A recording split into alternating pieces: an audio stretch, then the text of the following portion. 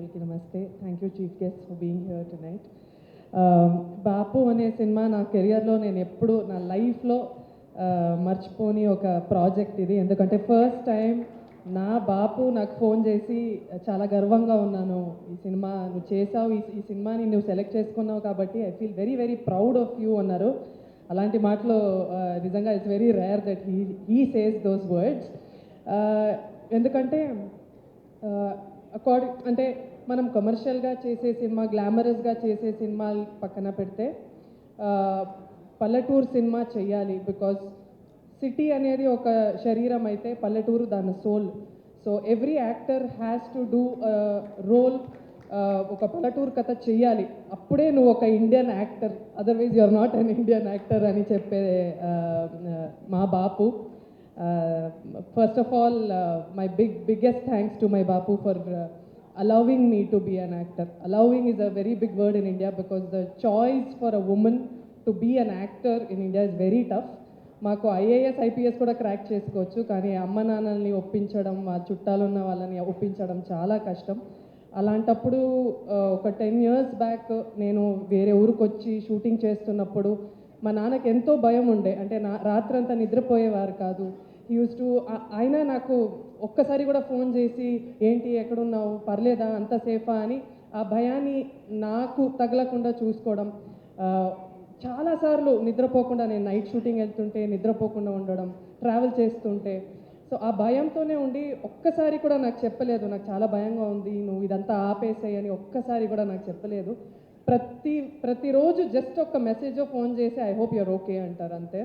So అలాంటి ఫ్యామిలీకి, అలాంటి నాన్నకి పుట్టినందుకు నేను చాలా గర్వపడుతున్నాను. I'm so thankful to my dad for giving me this opportunity. ఎందుకంటే చాలా అమ్మాయిలు చూస్తాను, చాలామందికి యాక్టింగ్ ఉంటే చాలా పిచ్చి ఉంటుంది, కానీ ఇంట్లో ఒప్పుకోవట్లేదు అంటారు. So I feel very blessed today.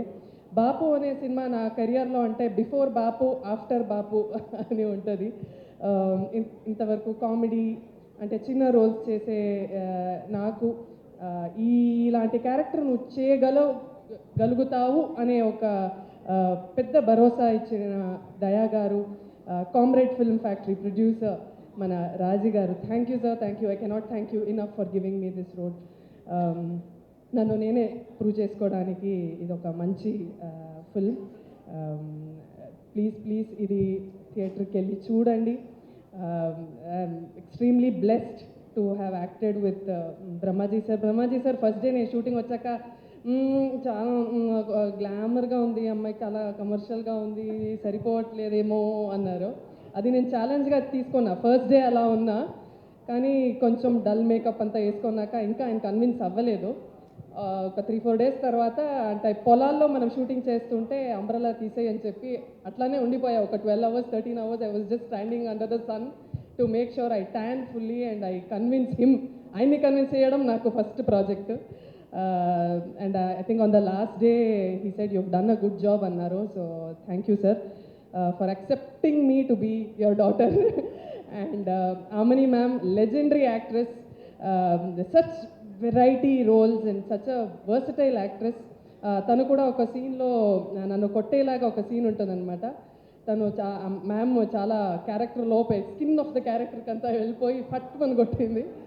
And I was like okay అని. కానీ నిజంగా ఒక అమ్మలాగా ఎప్పుడైతే తన కూతురిని కొట్టినప్పుడు వాళ్ళు ఫీల్ అవుతారు కదా, అలానే ఆమ్ని మ్యామ్ నన్ను కొట్టిన తర్వాత ఏడ్చింది. ఒక 3 hours ఏడుస్తూనే ఉంది.